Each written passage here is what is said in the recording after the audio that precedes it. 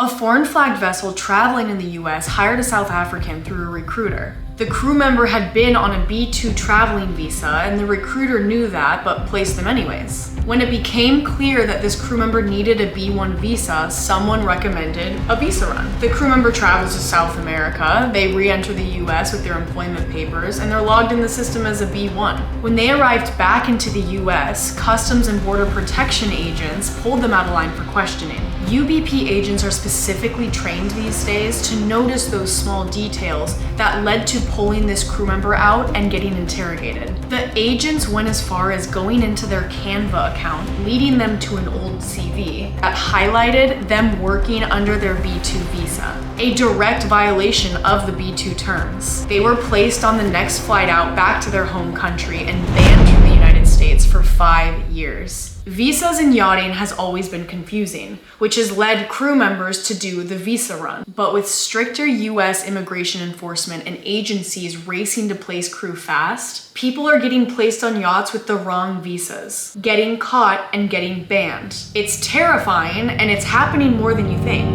Welcome back to Moor Yacht Crew's Feedback Friday, where I, Emery, your super funny and knowledgeable host, gives you honest feedback about what captains, head of departments, agents are saying about crew, their CVs, their professionalism, what's working for them, and what's not. Before we go further, I'm not a maritime attorney. This isn't legal advice. This is me telling you what I've seen and heard through the industry so you don't get blindsided. To work on a yacht in the US as a non-citizen, it generally needs to be foreign flagged, and you need the B1 visa. This B1 visa tells US Customs and Border Protection agents that you're legally allowed to be in the United States and work. The B2 visa is a tourist visa. It lets you travel in the US for your days off. It does not let you work. Those two are not interchangeable, and the distinction matters enormously right now. The B1, B2 visas are typically valid for around 6 months. When the clock runs out, crew have historically done the visa run. Leave the US briefly, re-enter, resets the clock. Some have gone to South America for a few days. Some have done 24-hour turnarounds. Though not technically illegal, the 24-hour turnaround is a huge red flag for agents, and they can and have denied crew members entry back into the US if they feel that you are just trying to re-up your time. CBP agents are specifically trained to detect